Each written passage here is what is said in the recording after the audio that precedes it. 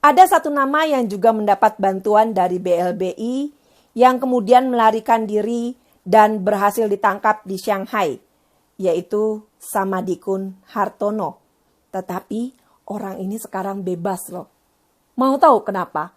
Ada Fadly John sang juru penyelamat. Beliau sibuk mengalihkan isu mengenai sumber waras. Kenapa dia harus menyelamatkan Samadikun Hartono? Dia tidak mau kasus BLBI ini mencuat karena bisa membahayakan Sudradjat Djiwandono yang saat itu Gubernur Bank Indonesia yang ketahuan bagi-bagi duit sama DPR supaya menyetujui Soeharto bisa pinjam uang kepada IMF sebanyak 147,7 triliun rupiah. Dan salah satu orang dari Bank Indonesia juga, Abdullah Burhanuddin. Dua-duanya saat ini adalah orang di dalam Partai Gerindra. Fadly John harus menyelamatkan mereka, harus menyelamatkan partai tersebut. Sudradjat Djiwandono sekarang menjadi Dewan Penasihat di Partai Gerindra. Dan Burhanuddin Abdullah juga pernah diusung oleh Prabowo untuk menjadi gubernur di Jawa Barat. Paham ya sampai di sini? Makanya kasus RUU Pancasila yang tadinya, RUU HIP ini yang tadinya sudah disetujui oleh berbagai partai, akhirnya harus dicuatkan begitu rame oleh Fadly John. Karena apa? Karena urusan Joko Chandra ini mulai lagi bergoyang. Makanya dia butuh pengalihan isu, butuh bikin keributan lagi di Indonesia supaya kasus BLBI tidak bisa mencuat lagi. No, masih ada rakyat Indonesia yang masih mau membaca buku, yang masih mau mencari referensi dari kasus-kasus BLBI dan memberitahu kepada masyarakat orang-orang yang terlibat dan sampai saat ini masih bebas bersama kalian. Fadly John, lo sakit. Semua rakyat Indonesia dibebankan saat itu. Kasus krisis moneter, keributan 98, semua dibebankan. Kesedihan untuk rakyat Indonesia, hutang, dan berkali-kali berganti pimpinan di negara kita. Hanya karena kasus BLBI.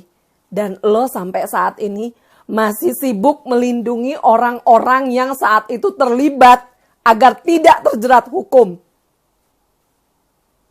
Lo sakit, men. Gak ada di sini lo buat Indonesia. Di sini gue mau titip pesan kepada seluruh adik-adik mahasiswa yang rencananya akan digerakkan agar kalian rajin belajar, rajin membaca, cari tahu. Jangan hanya terprovokasi oleh judul. Tugas kalian saat ini adalah belajar untuk mendapatkan hasil yang bagus di saat kalian lulus. Jangan jadi manusia nanggung, nak. Kuliah nggak bagus, lulus pun nggak jadi politikus.